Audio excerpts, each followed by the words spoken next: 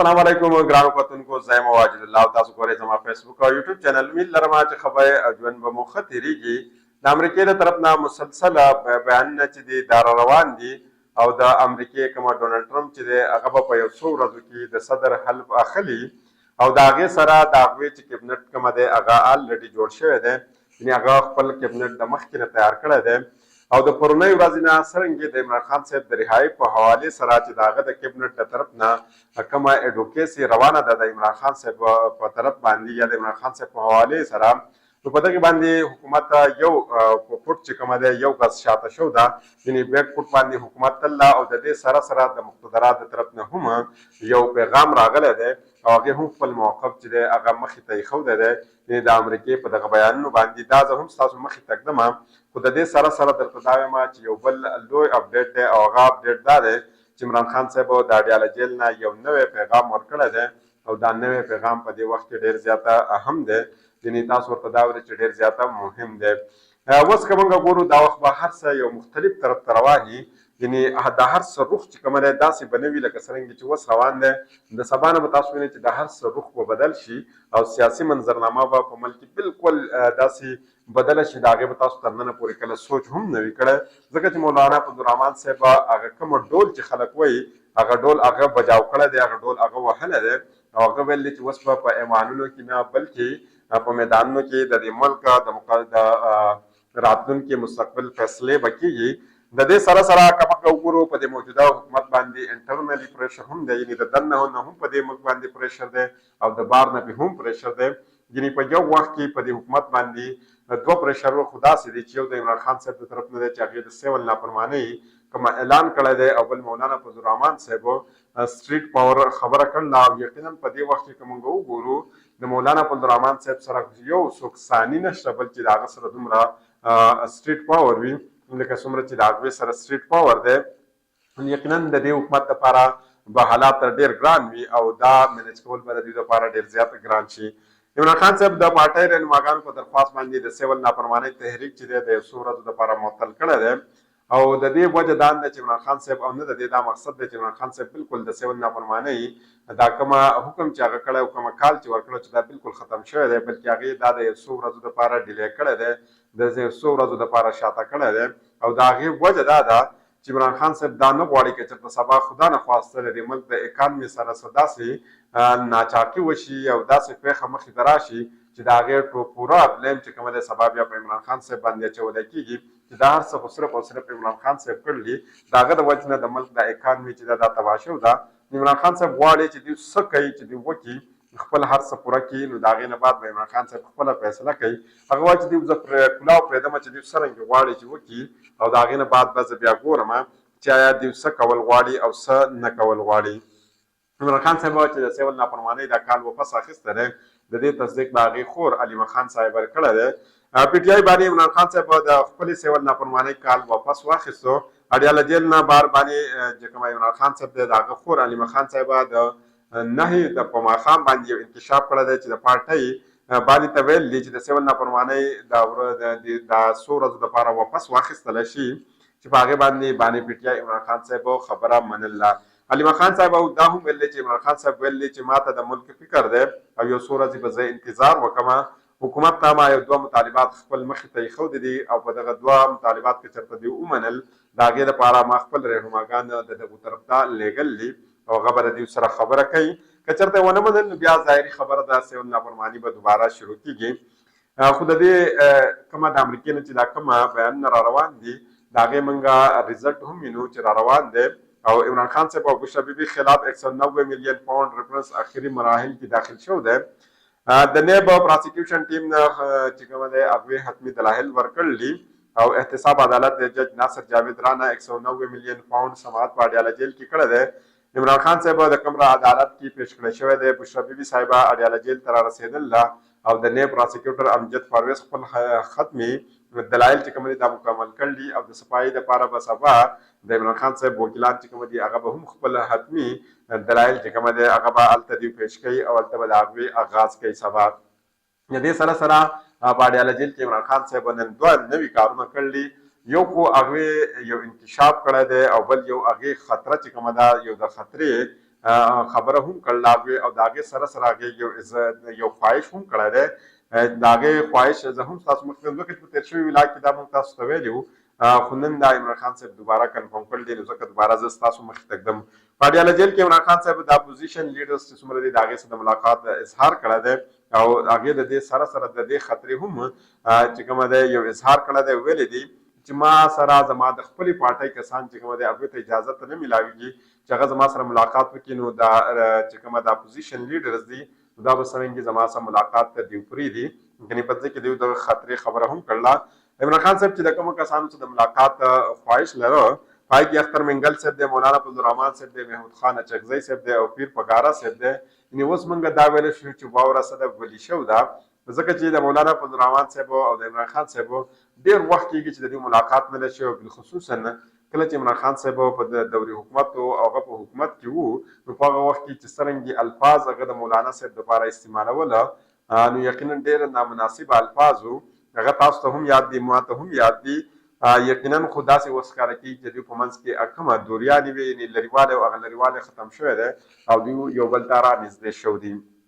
مولانا فضلالرحمن صاحب نن حکومت ته د اسمبلی په فلور باندې چې کومه سخت بیان د هغوی مخې ته کړی دی او څومره ټپ ټایم یې ورکړی دی یقینا د دې نه مخکې به هغوی کله هم د حکومت ته دا موجوده حکومت چې دی دې ته داسې ټپ ټایم نه وي ورکړی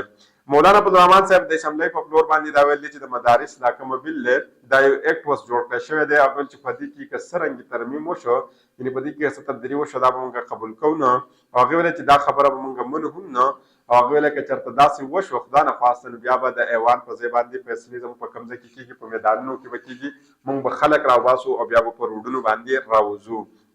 هغې ویلې زموږ موقف دا دی چې مدارس بل یو ایکټ جوړ شوی دی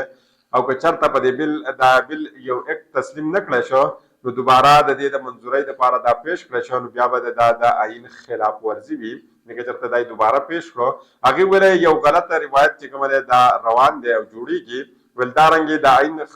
دا رنګې که چېرته دا غلط روایت تاسو مسلسل په مخ کې ویسئ نو بیا به آیین ختم شي هغه ورځ په 28 اکتوبر باندې صدر مملکت په بل باندې اعتراض کړی و او سپیکر د هغې قلمي غلطي چې کومه ده هغې ښکاره کړې او هغه غلطي بیا هغوی صحیح کړې او د هغې نه بعد واپس یې د ایواني صدر ته لیږلی و او په دې باندې چې کوم اعتراض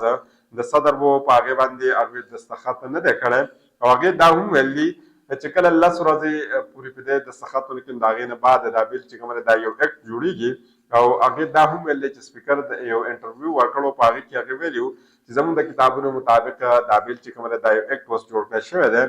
او صرف بحث په دې خبره باندې ده چې دا ایکټ جوړ شوی دی خو د دې د ګزټ نوټیفیکیشن ولې نه جاري کیږي یعنې که موږ بحث کوو په یو ځای کې کینو راغونډه کوو په دې باندې خبرې اترې کوو نو هغه صرف او صرف په دې خبره وي چې د دې د ګزټ نوټیفیکیشن تر اوسه پورې ولې نه جاري کیږي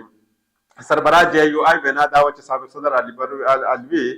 په یو بل باندې دستخط نه کړی نو دغه بل بیا یو ایکټ جوړ کړی شوی و هغې ویل چې دا یو نظیر جوړیږي لګیا دی چې صدر ته اختیار اوس هم نه دی حاصله که چېرته صدر په 10 ورځو کې دننه دستخط ونه کړي نو دا بیا څه کېږي په خپله باندې اټومیټیکلي یو قانون جوړیږي مولانا فضلالرحمن صاحب مزید وینا دا وه چې مدارس رجسټریشن په معامله باندې حکومت د ټولو نه لوی رکاوټ دی زموږ مخې ته هغې ویل چې په ایوان او په آیین باندې د استحقاق لپاره موږ جنګ لګیا دی شروع کړی دی هغه ویل چې کوشش زموږ دا ده چې هر څه په افهام او په تفهیم سره معاملات حل شي که چېرته موږ ته دا هر څه ونه شو او موږ ته دا هم ویله کېږي چې د آی ایم ایف او اف ای ټي اف ناراضه به شي که چېرته یعنې هغه به خفه شي که چېرته موږ ستاسو په دې بل باندې دستخط وکړو نو هغې ویلې چې قانون سازي چې دا زموږ د غیرو خلکو په لاس کې ده یا زموږ چې رضامندۍ نه بغیر به ته هر څه چې کوم دی د غیر خلک زموږ لپاره کوي هغې ویلې چې موږ یو آزاد ملک ولې نه یو او که موږ چېرته غلامان یو نو موږ ته دې وویلی شي او په دې فلور دې راته وویلی شي د اسمبلی په فلور دې وویلی شي چې مولانا فضلالرحمن صاحب او د پاکستان ټول خلک څه دي دا غلامان دي یعنې هغې ویل چې دا زه ستاسو د خولې نه اورم او د حکومت دې ما ته ووایي د هغه وینا دا هم وه چې په امریکا کې کانګرس کله د عمران خان صاحب په حق کې قرارداد پاس کوي نو ویلی کېږي چې دا د پاکستان په داخلي معاملات کې مداخلت دی او کله چې د عمران خان صاحب په حوالې سره خبره کېږي نو بیا په هغه وخت کې صرف مداخلت وي یا دا هر څه چې اوس روان دی دا هم مداخلت دی یعنې هغې ویله چې د دې جواب هم ماته پکار دی د دې سره سره مفتي تقي عثماني په زیر صدارت کې په اسلام آباد کې یو لوی اجلاس شوی دی چې پای کې مولانا عبدالرحمن صاحب خصوصي طور باندې شرکت کړی دی او په دې کې ډېر علماء کرام چې کوم د شرکت کړل وفاق المدارس په مجلس عامله کې په اجلاس کې مولانا انوار الحق صاحب دی مولانا حنیف جالندری صاحب دی مفتی مختار الدین مولانا سید یوسف دی مولانا عباد الله او داسې یو اوږد فهرست دی چې دا فهرست دا نوم زه تاسو ته وایم دا نومونه نو کېدای شي دا سبا له هم ختم نه شي خو دغه فهرست د کسانو وینا دا وه چې په مدارس ایکټ د ګزټ نوټیفیکیشن دې جاري کړی شي او وفاق المدارس چې کومه د عوامي رابطې مهم شروع کړی دی او د دې دوی فیصله کړی ځکه چې دوی پرون دا اعلان کړی چې په 18 دسمبر باندې به دوی د دې فیصله کوي چې آیا دوی به روډونو ته راوځي او که نه یقینا دوی نن دا فیصله کړله چې دوی به روډونو ته راوځي اوس راځو د مقتدره طرف نه هم چې کومه د هغوی رایه ده د هغې چې کومه موقف دی د امریکې په هغه بیانونو باندې راغلی دی احسان ایوب صاحب تاسو پیژنئ چې دا د مقتدره ډېر نږدې کس دی او یقینا که موږ د فیصل واوړه صاحب خبره وکړو د دې وکړو یا د مصطفی کمال صاحب وکړو دغه کسان دي چې دې ته موږ دا ویلی شو دا مخکې دا هغه مرغۍ دي چې د وخت نه مخکې څه کوي د زلزلې د راتلو نه مخکې پاڅېږي یعنې د دوی سره دونه معلومات وي او دوی یقینا نن د مقتدره د طرف نه انډایرکټلي چې کومه د هغوی موقف و هغه دوی مخکې ته ایښودی دی د دې سره سره درته زه دا وایم د دې نه موقف مخکې ته ږدم خو د دې نه اول درته دا وایم چې د امریکې دا کومه هر څه د هغې طرف نه چې کومه بیانونه راغلي دي په هغې باندې د حکومت بیک تللی دی یعنې 2 فوټه پې شاته تللی دی 2 قدمه پې دا حکومت شاته شوی دی ځکه چې نن چې کومه زموږ ډیفنس منسټر دی خواجه آصف صاحب هغې ویلي چې زموږ ملک چې دی زموږ مالي چې څومره نظام دی دا صرف او صرف د امریکې په مدد سره چلیږي که چېرته امریکا وغواړي او زموږ مالي مدد بند کړي یعنې یا چې کومه ادارې موږ ته مالي مدد راکوي او امریکا ورته ووایي او هغه بند کړي یعنې هغه مالي ادارې هم د امریکې په مرضۍ چلیږي نو زموږ د ملک نظام چې دی دا به ودرېږي نو د ځای نه تاسو اندازه لګولی شئ بیا چې کله هغې ته دا وویلی شو که چېرته د امریکې د طرف نه دا حکم راشي تاسو عمران خان صاحب رها کوي نو تاسو بیا د هغې مخې ته ودرېږئ یا به څه کوئ نو هغې ویلې زه د هغه بیا د وخت سره ګورو چې څه کېدل او څه نه کېدل خو د احسان ایوب صاحب چې دی هغوی ویل دي چې ریچارډ ګرینل چې دی د هغې رایې به نه منله کېږي ځکه که هغه په زر ځله بیان وکړي نو د اډیاله جیل چانسلر عمران احمد خان نیازي صاحب به خپل مدت هلته پوره کوي د هغې نه بعد دی راوځي ګورو آیا چې د دوی دا خبره څومره پخته یعنې پخه ثابتېږي یا د دوی دا خبره د دوی نه غورځېږي یا به چې دی دا خپل برخ چې کومه دی دا وړي او غورځوي نو ګورو په راتلونکي وخت کې څه کېږي په بلې ویډیو پورې ماته اجازت راکړئ د الله په امان